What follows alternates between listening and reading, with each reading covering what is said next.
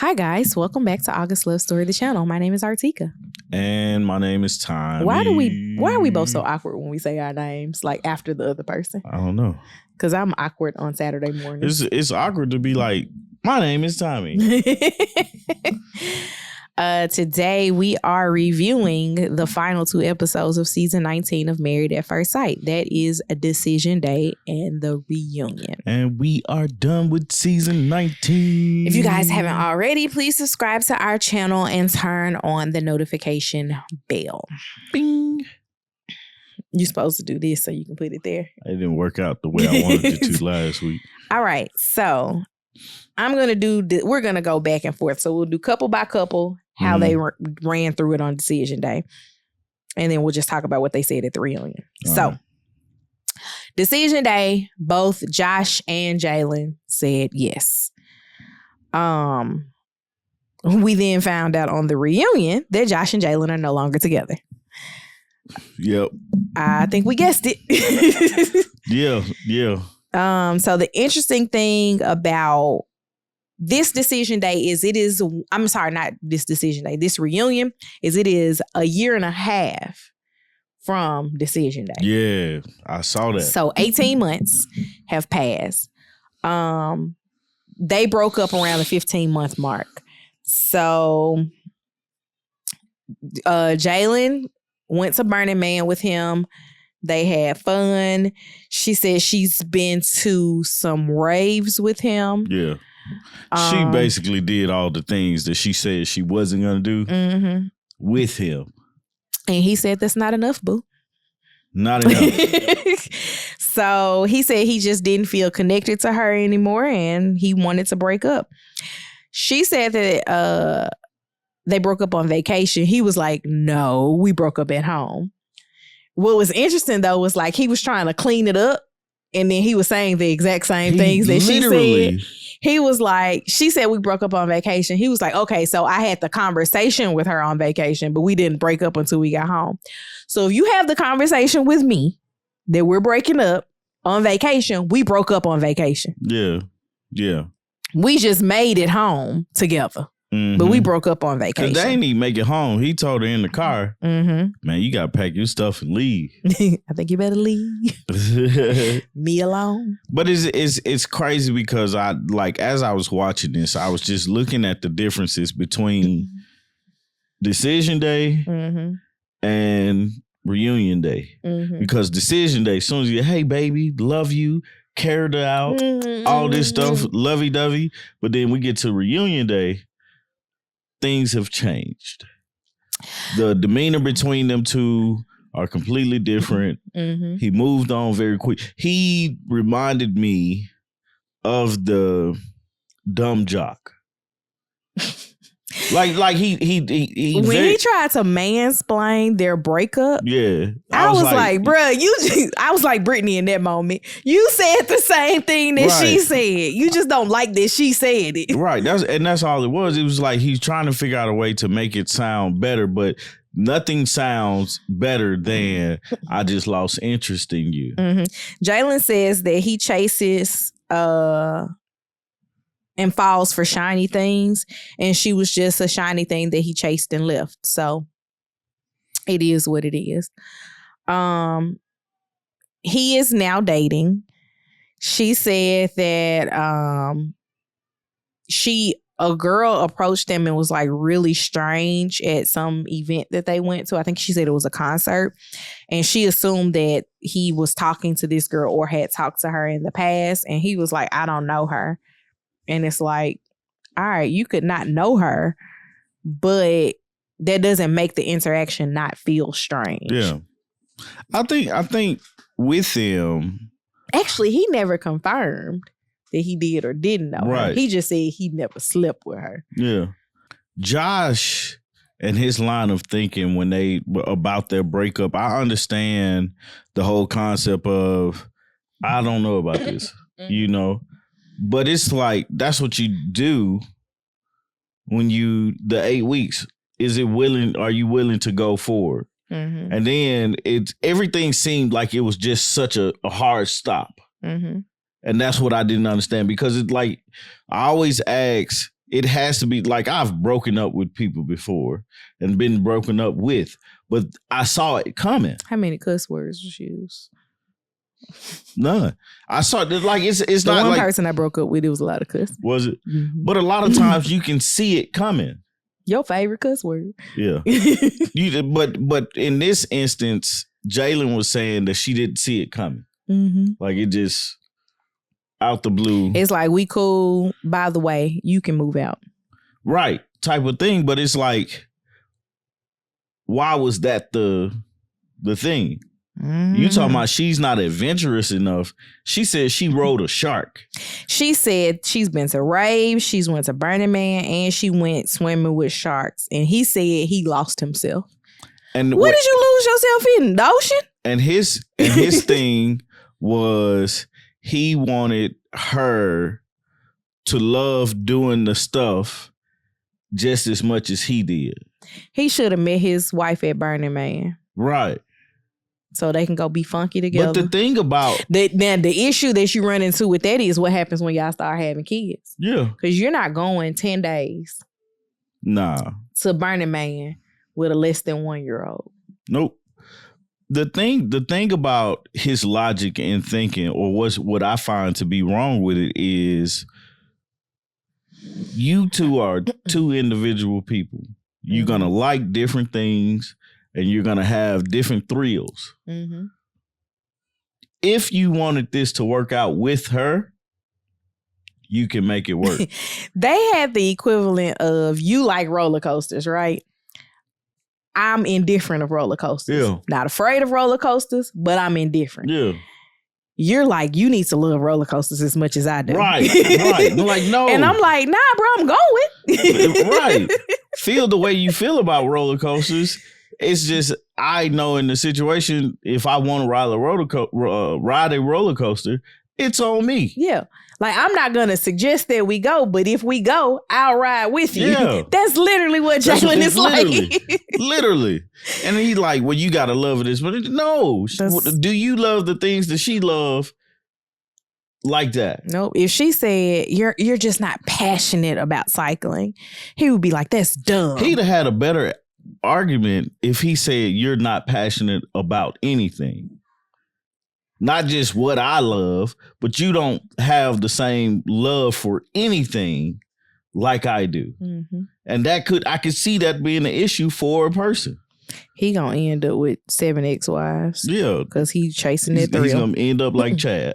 So, they got a dog. Jalyn got custody of the dog. And that's pretty much it for them. Yeah.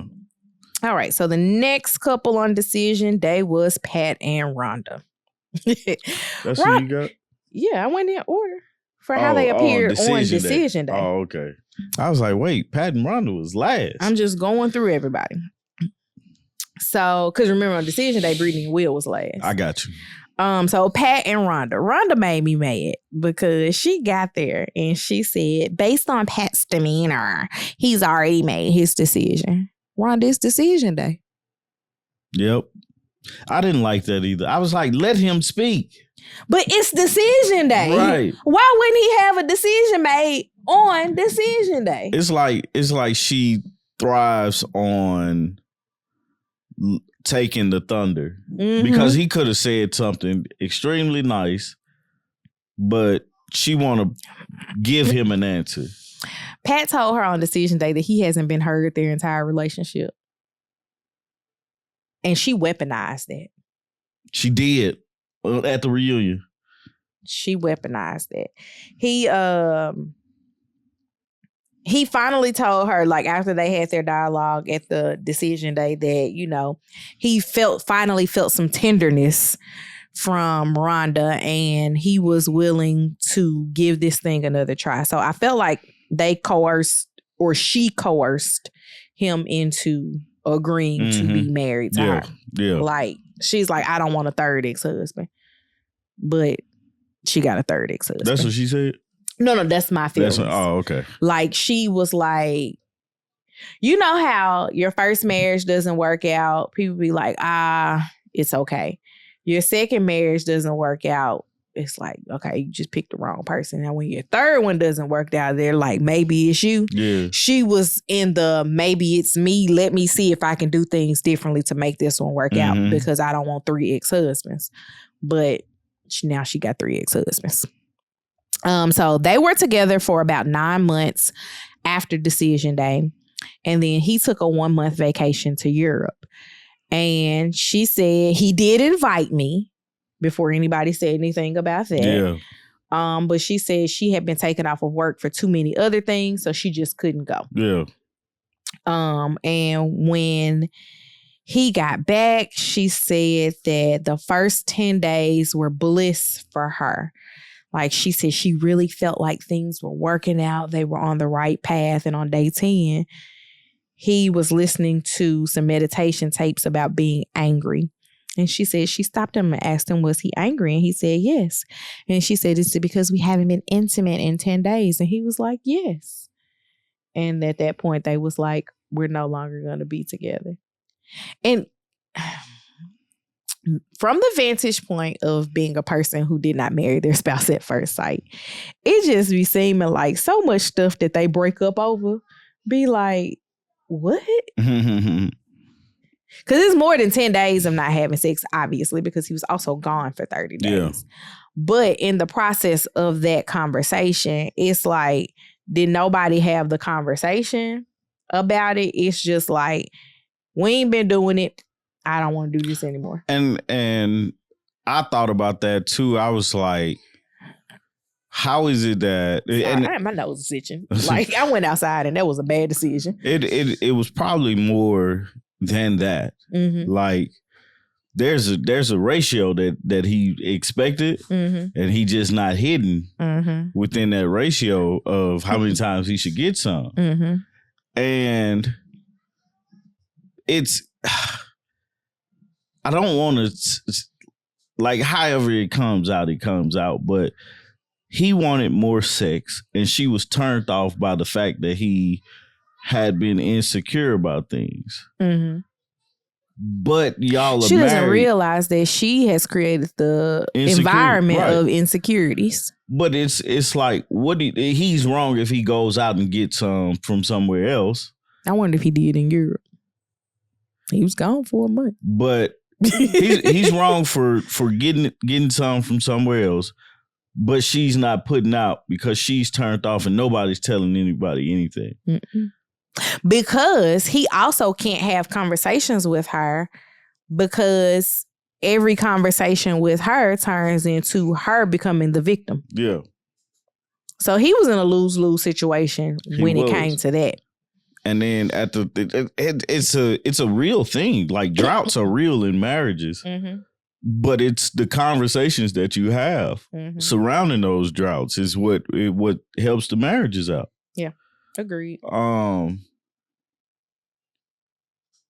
The thing about their reunion day is I don't like the fact that he was like him saying, yeah, we can keep trying. This marriage was thrown back in his face. Like you were saying. Yeah, I just don't like that. I always feel like people make decision day too final. Like saying yes on decision day means that they're going to be together forever, because they also forget that they're in a fishbowl for 6 weeks. There are 8 weeks. I'm sorry. There are so many parts of their relationship that are filmed that the average person, even a reality TV star, wouldn't have to go through. Mm-hmm. And they're like, I met you, I married you, I had to discuss the first time we had sex, if we love each other. There's so many parts of this that we have to discuss on camera. And they don't give enough credit for that. Like, in that, to me, this is me. Yeah. They don't give enough credit for that. They have to deal with those things. And what is life going to look like on the other side? I felt like this was the first time in a while that I've watched couples say, hey, everything wasn't peaches and cream in those 8 weeks, but we're going to give it a shot on the other side of decision day. And it still didn't go well.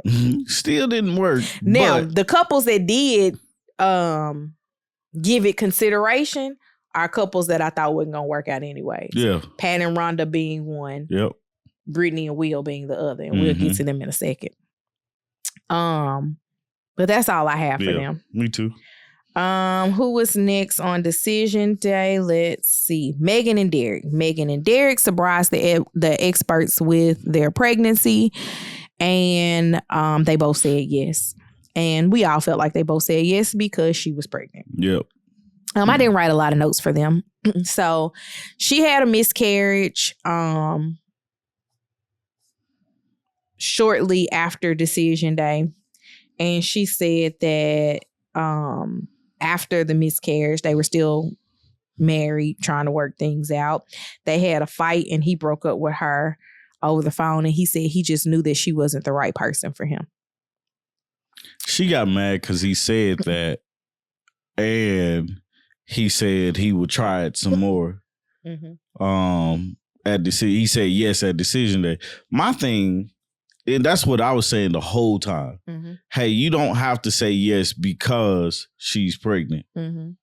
But I definitely get, it makes you lean towards it more. Yeah. But after she found out she was pregnant, it seemed like they had less like blow-ups. Yeah. With each other. So I felt like they were riding the we're new parents or expecting parents wave. And that was what they were trying to utilize to push their relationship forward. Like that was the push that they needed to be like, we're going to stay together. And it just didn't work that way. But yeah, that's all I wrote for them. Yeah. They was going back and forth a little bit. Rinse it off. They was going back and forth a little bit about the breakup. And she was like, I wish him the best. And because Derrek is dating somebody for 7 months now. I wish him the best and blah, blah, blah. And I was like, you wish him good, but you don't wish him better than you. But that's true. It's that thing, man. I felt like Derrek should have said no on decision day. I feel like if it's an amicable breakup, you don't necessarily wish them better than you, but you also are like, that's a good person. They just weren't my person. I don't know that any of these relationships on that stage ended, and that's a good person. Everything felt abrupt. Like, I don't feel like anybody's like, that's a good person. They just weren't my person. And sometimes that happens, right? But highly unlikely on Married at First Sight. I feel like the fishbowl of their relationship leads them to be defensive. Yeah. And get it, man. I feel like the defensiveness occurs because of the fishbowl. And so they're just kind of like, until you do right by me. Right. That's all I had for them. Did you have anything else? No. Go ahead and rinse it off on him. No, let Dad rinse it off first. No, don't eat it. I want to eat it.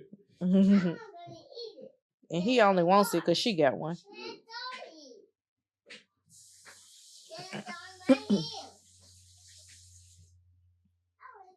You gonna eat it like that, or you want me to slice it?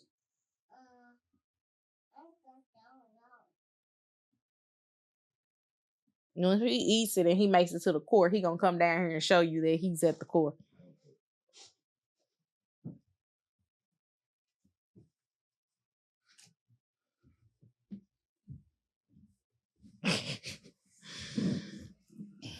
Clap again. All right, so up next was Belynda and Chad. I want to say, I told you so. So they kissed each other at decision day, and I was like, well, we know that that's going to be a yes. Even though her man, Lovey, was in the background with his paws up. Oh, on decision day. He tells her on decision day that he realized how bad he hurt her and he's looking for ways to burn off steam, which was a conversation that was had with Dr. Pia while they were actively filming. Was that he just doesn't have his way to burn off steam during production. So they were like, they gonna give it a twirl after decision day because they ain't make it a week. because he needed to get out of the filming environment, which is interesting to me because trying to get out of the filming environment, they're still filming. Because remember, we picked up them having that cookout. They had something at Chad's house. If I'm not mistaken, it was at somebody's house. Megan's house. Yeah. It was at Megan's house. That's the cook. Oh no, that's not the cookout. Was still at the apartment complex. Yeah. So there was at least 2 different instances where the cast got together and it was filmed. Yeah. So they still weren't out of the fishbowl. They just weren't following their day to day. The thing I wanted to say about Chad at the decision day was the big gestures. Get down on one knee, brought flowers, stuff like that. But it was a. He could teach a class on grand gestures. Man, what you said? It was all a.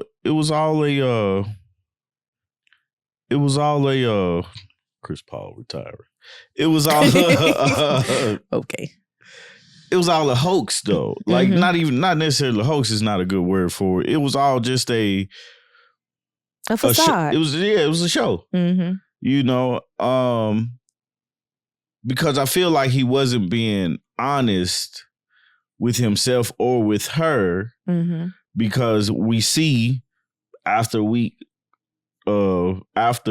the decision day, they pretty much broke up.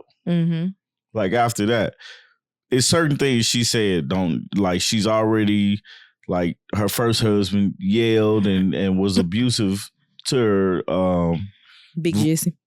Big Jesse wasn't the nicest person to her. And so when it comes to her moving in her stuff and, the dog trying to meet his cat and. Yeah, she said that her dog came in, his cat was there. His dog, I guess her dog barked at the cat. The cat sunk his claws into Chad. Chad was like, you and your dog could get out.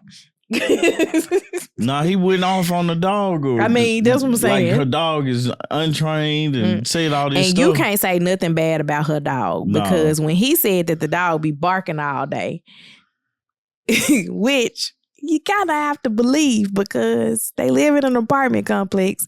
If the dog barks every time they hear somebody in the hallway, that could happen all day. Yeah. So she just wasn't having nobody talking about Lovey. That you not gonna. That's like talking about Jalyn and Lil Jesse. Right, but you probably can talk about Jalyn and Lil Jesse, but you can't talk about Lovey.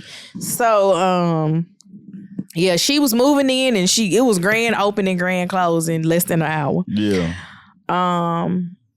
He apologized and they then brought back up Chad saying that he had spoken with Josh about production driving a wedge in between the couples. Josh was like, I don't recall that conversation. Chad was like, believe what you want to believe. Ain't nobody together no way. So what we having this conversation for? Right.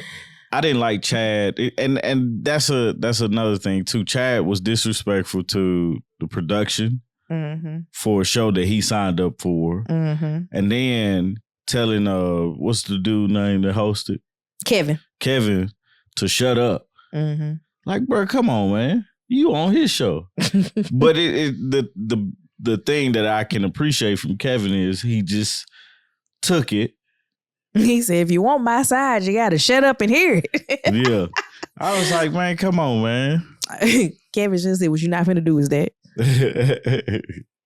Look, I haven't gotten smart with you. Right. Don't get smart with me. We're going to try to see. And we don't know if anything like that was edited out. We don't. You know who a person that I do enjoy hosting things for that reason alone is Egypt Sherrod. Oh, yeah? When Egypt hosts things and folks start getting smart, she'd be like, hey. what we not about to do is that. We not gonna do that, man. Like, you can say whatever you need to say. Figure it out, but you ain't gotta come at me. Right. I got cue cards with questions. Right. We sat here, the big eye don't lie. That's what Coach Moore used to say. Like, we sat here with questions. I'm just going through the questions. It's a teleprompter over there. Mm-hmm. They feeding me questions. You could read them before I ask it. Man, when Chad told the whole group, F y'all, you know he was big mad. And like I knew the Belynda brought up him drinking. Mm-hmm. I knew that was gonna be an issue. Mm-hmm. She brought up him saying I don't sleep.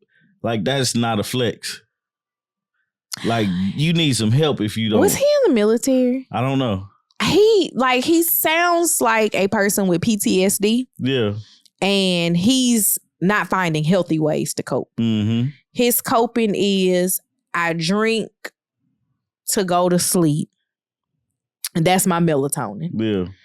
And I got anxiety being in this apartment because it's not my safe space. And I get that because I'm a person that has a hard time falling asleep in new places. Yeah. I have to have my condition, but I don't equate mine with anxiety. Maybe it is, maybe it's not. I don't know. But 6 weeks, it wouldn't be unfamiliar to me and I can't sleep there. Yeah. But maybe the first 3 or 4 days, but yeah, it would take some getting used to because I have to get not just myself acclimated, but I'm also here with someone I don't know. Mm-hmm. And then there's people in and out of my house that I don't know. So my house is not a safe space. Mm-hmm. So I fully understand that. But he just don't handle it very well. Jalyn said the same thing that I was thinking the whole time. What was that? You signed up for the show. You did. You saw how, like, tough it was going to be. Mm-hmm. You signed up for this. There's no need for you to be like, well, this is that. And then it was just a lot. And by the time he said, F y'all, I'm going home. I was like, dang. He was like, they caught. He said that like, they got me. What did it say? All right, Bill, come on. They got it. Show is over. Show is over. What they say, Mr. Big, F the judge. The jury. And the DA. That's how he went through all of them. Man. Production, the experts, and the whole cast. Oh, y'all. He was pissed off. So, man, you got anything for them else for them? No, man. All right. So then we get to Brittany and Will. Now, while it was not a begging fest that I anticipated being on decision day. She definitely pleaded, though. She came in with, I don't feel like she was like, Will, choose me. But I felt like she was like, I see where I didn't do things right. I tried to do things right. It just didn't work out for me the way that I thought it was going to work out. So she tells him how amazing he is, apologizes for not making him feel like he's important and his feelings aren't important. She starts crying. He starts crying. When he started crying, I was like, he gonna say yeah. Yeah. You make me cry. I'm gonna say yeah. Yes. And again, I didn't feel like she was in the baby, please begging. Yeah. She was just like, man, she was after they broke up. To get to that. But I'm saying on decision day, I don't feel like she was begging. I felt like she was like, this is my final opportunity to get everything off of my chest. I'm gonna tell you this woman's work, all the things that I should have said that I didn't say. Mm-hmm. She was doing that. Yeah. I just realized the experts wasn't on the reunion. They were not. And that's okay because Dr. Pepper has quit. She did. The only time we saw Dr. Pepper is at the beginning when they was picking them. And on decision day. I told you, what did Deshauna say in our comments? Pepper made those intimacy boxes. It's like, all right, you know. Got me for nothing else. So as they're talking, he tells her that he hasn't felt hurt because he wasn't the easiest person to be around. She asked him for some time. He said, I need a minute. He leaves. I wonder what the conversation was like when he left. Right. Because I know they said, are you all right? But like, do they be like, oh goodness, I was trying to get some new drapes in my house? Like, what is their conversation? What are they talking about? Yeah, like what are they talking about? Because they have to be sympathetic. It's only so many times you can ask, "Are you okay?" or things of that nature. Time, they probably said, "Where you going?" Okay, he's not leaving, is he? Because okay, time is money, and right? They only got me here for so long. Y'all the last couple now. Come on. Give him about 5 minutes, man. We come back. Okay, and reset. So he comes back. Pia's like, I gotta go. What's the decision? She did. As soon as he get it, that was the very next thing that we saw. Now I don't know if they edited it that way, but that was how it came across. It was all right now. You took your little time. I hope you got your decision together because we ain't got all day. Right. I know where my spouse is. So Brittany, I don't know who went first, him or her. I think she did. But she was like, she liked to give it a chance if he would. He says yes, and he says he's committed to them. And the reason being is because they haven't been in the real world together. And that's usually, like, that's always what I'm saying, like 8 weeks. Why I keep wanting to be 6 weeks? 8 weeks together in a fishbowl with all of this constant motion. It's just difficult. See what it's like when you get on the other side. They didn't work on the other side. Yeah, they made it a week. They said they broke up 1 week after decision day. He went out of town for 4 days. And when he came back, they broke it off. So it wasn't even a full week. I guess maybe it could have been a week. Like 2 or 3 days after decision day, he was still at the house. He goes out of town for a week, comes back. And the craziest thing that he said was he had to be overly rude so she gets the point that there's no chance that we reconcile anything. I understand that though, because I think about that with kids, right? And I hate that I'm comparing her to a kid. But if you say we'll see to a kid, that then offers a glimmer of hope. If you outright say no to a child, they're like, okay. But I think I get it. But I think his I'm leaving is because, man, she pulled the Martin. Baby, I'm begging, baby, I'm begging, please. I felt so bad watching the video because I was like, I'm gonna listen to that in the car today. She, I don't know if it's she really liked him or she really wanted him as her, like wanted the husband and he was leaving her. I'm gonna tell you, it was a combination of things. I'm gonna tell you some of the things that was in the combo package. What was that? Will choked her and she liked it. And I mean, maybe he had done things to her body that she had never had done before. And she liked it, right? Yeah. But on top of that, Brittany is not a person that has been in a lot of relationships. And she was able to fast track the things, the relationship aspect. So she got everything she wanted.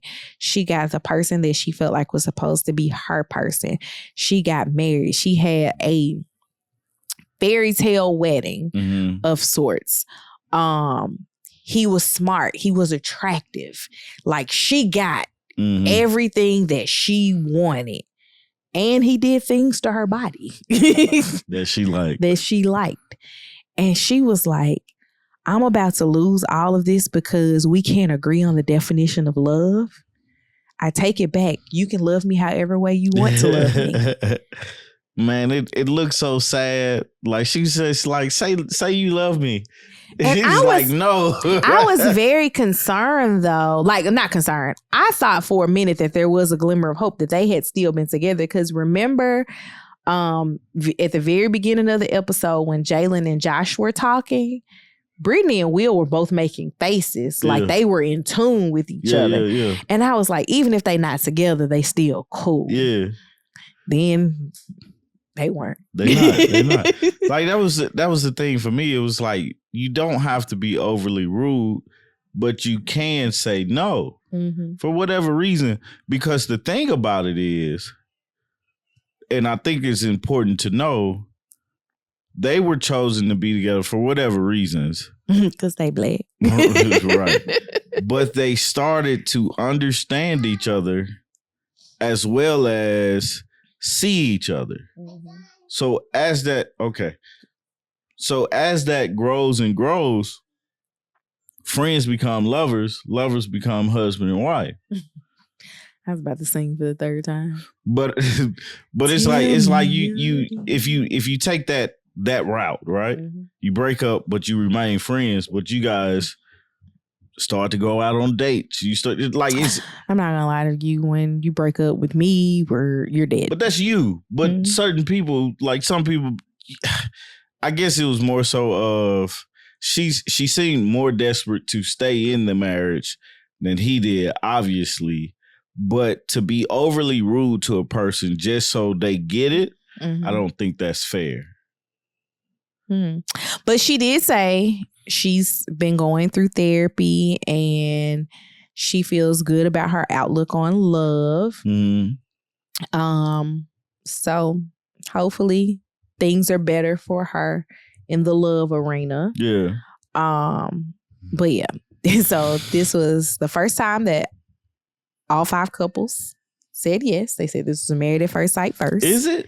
I thought that the season in Boston, everybody said. Yeah, I was going to say everybody in Boston said yes. But Kevin said this was the first time. I didn't go back to check. Actually, I can fact check real quick. Don't worry about it, man. It's okay. No, I'm about to fact check real quick. You don't have to. I know I don't have to, but I'm going to. Chill out. But he said this was the first time in Married at First Sight history that all 5 couples said yes. But then also all 5 couples were divorced by reunion 15 day. No, what was it? 18 months in. So it's just been very interesting to say the least. I don't know. Yeah. It's just like, what are we doing here, guys? Why is it like this? Were you surprised by any of these couples breaking up? No. I wouldn't either. No. Just have to ask. I didn't expect them to be together. Like, the only ones that I expected to be together was Meghann and Derrek, but that was because they had a baby. And I was hoping Brittany and Will had got it together and was still, because I thought they was a good looking couple together. But surprised that everybody's broken up? No. I didn't think Chad and Belynda was gonna work out. Boston, it was 4 of the 5 couples because that's the season with Alyssa and Chris. Oh, okay. So that's why this was the most yeses, because that one couple didn't make it to the honeymoon. Yeah. So that's the point of reference we have. All right. So 5 couples on season 19, whatever season there was for Boston was 4 couples. So that makes sense. Now, the interesting thing is I think New Orleans had the most people still together at reunion. Yeah. Yeah. I don't know.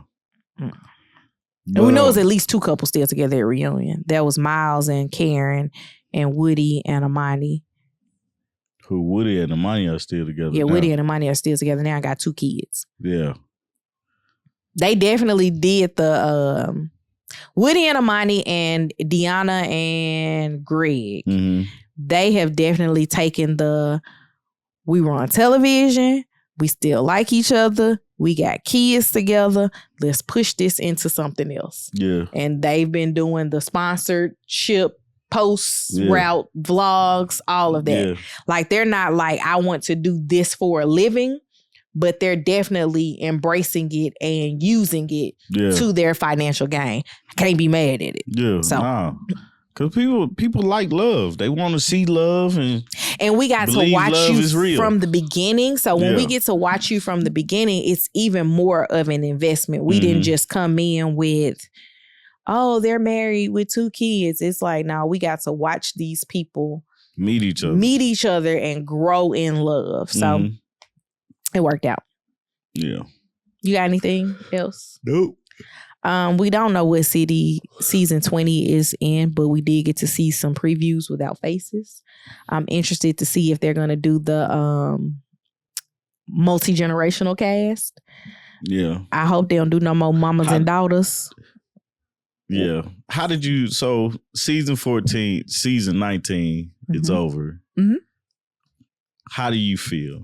What is your summary of the season? I enjoyed that the episodes were only an hour. Mm-hmm. That was a high selling point for me because with any particular drop, first drop was the most episodes. That was 4. So we only had 4 hours invested in television, which we would have 4 hours invested with only 2 episodes with the previous setup. Yeah. I wish that they would change the day from Thursdays, but that's a me thing, not anything else. Like, I'm just saying for us to be able to get content out. Yeah. A different day of the week would be better for me. But I like the drops where it was 2 to 4 episodes. It kept things interesting. I didn't get tired of the couples. I felt like they cut out a lot of the frivolous parts that we don't care about. Like, I don't need to go see these people dress shop. Yeah. We know that y'all gave them a stipend to go buy these dresses. Right. I don't want to see sponsor posts on rings. I'm okay with it. ADT, thank you for not being there. Yeah. It did give us the deep dive. The only thing that I felt like we missed was family interactions. Mm-hmm. We didn't get much of that this season. The only person we saw Meghan's family interact with the cast, and not with the cast, with Derrek, and we saw Brittany's family interact with Will. By default, we saw Jalyn and Belynda interacting with Chad and Josh. But that's because both of them were on the show. Yeah. But I like that aspect. Like, I'm okay with it being on Peacock. Yeah. Like, and it's much easier for us because we had YouTube TV. We don't have it anymore. But we had YouTube TV, and YouTube TV didn't have Lifetime. So we still had a barrier to watching Married at First Sight. With it being on Peacock, something that I already pay for anyways, because that's how I watch my Bravo shows, I was okay. Like, this paywall didn't bother me. Yeah. No, I thought the season was good because of the characters, but I also enjoyed the flow of it, the flow of the season. I do feel like 3 episodes, 4 episodes is a lot as far as like being a person that reviews the show, because it's like watching on Thursday, got to be ready to record 4 episodes. That's, we got by Saturday. Yeah. Because we would try to record 2 on Friday and 2 on Saturday, which was very difficult for our household. Like, we would be up at 5 o'clock in the morning trying to record before we got Lily ready for school, or after she left for school, before we had to be at work. So that was difficult. Like, that was the big thing, but it coming down to 2 episodes are doable for the weekend, because it was the equivalent of us watching 1 episode of how it used to be. So, but I like the flow, the cuss words, like, I love that because I feel like it's an authentic way of people talking. Rhonda we all know and Meghann cussed a lot. Yeah, we all know people that curse, and you get your authentic self by being able to cuss freely.